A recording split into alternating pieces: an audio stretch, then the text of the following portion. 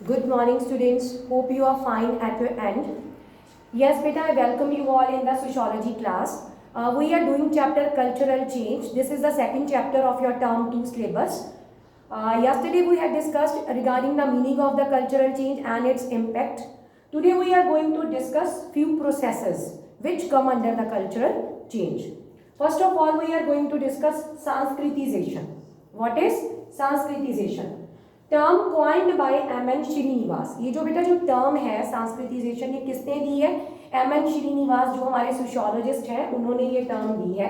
It is a process by which some members of the low caste और tribe try to imitate और follow the customs, ritual, beliefs, ideology and lifestyle of a high in particular twice born dvija caste. तो इसमें क्या है बेटा, एक तो ये एक न्यू वर्ड यहाँ पे यूज हुआ है, द्विजा। ठीक है, द्विजा का मतलब है ट्वाइस बॉर्न। ठीक है, ट्वाइस बॉर्न का मतलब यहाँ पे क्या है? दो बारी कैसे जन्मा हुआ, है ना। तो एक तो हमारी क्या होती है कास्ट, जो हमें बाय बर्थ मिलती है, ठीक है ना। और एक हमारी कास्ट कौन सी होती है कि जो हम अपने हार्ड वर्क से अचीव करते हैं, जिसको हम कहते हैं अचीव्ड स्टेटस। जो बाय बर्थ हमें मिलती है that is called ascribed status, और जो हम अचीव करते हैं उसको हम कहते हैं अचीव्ड स्टेटस। तो इसी द्विजा की बात करी है, इसी टू कास्ट की बात करी हुई है यहाँ पे। ठीक है, कि जो लो कास्ट के लोग हैं वो हायर कास्ट के लोगों को सोसाइटी में देख के फॉलो करते हैं। तो इसी सिस्टम को हम क्या कहते हैं? सांस्कृतिजेशन कहते हैं, और इसी को द्विजा कास्ट भी कहते हैं हम लोग। ठीक है, अचीव्ड स्टेटस और एस्क्राइब्ड स्टेटस।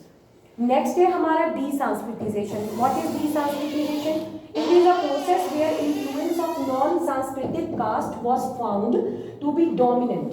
तो यहाँ पे कौन सी कास्ट डोमिनेंट होती है?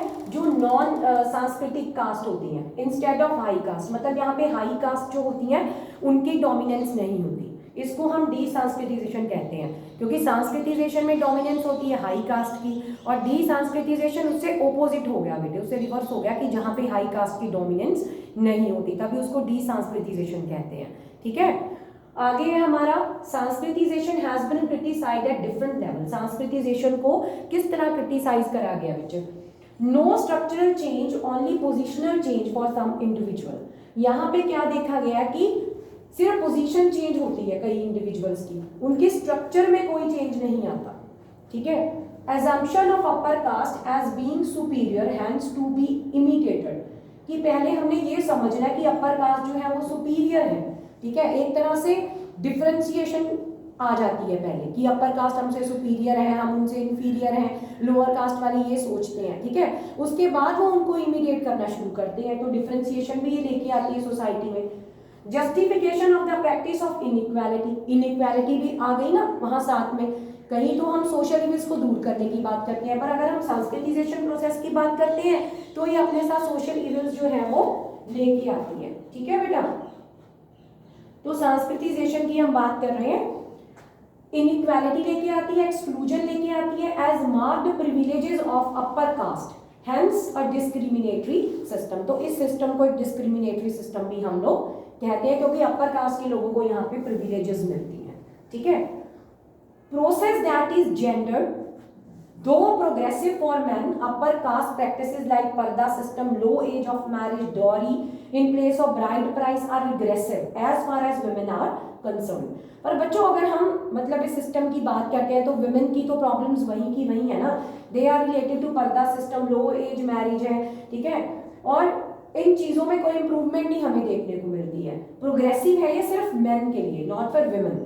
Erosion of Dalit culture would be unexpected outcome. ठीक है, और दलित लोगों को हमेशा ही एक्सप्लॉयटेशन का सामना जो है इसमें करना पड़ता है।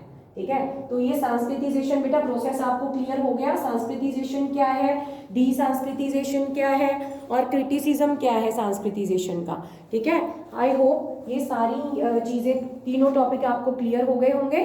ओके बेटा।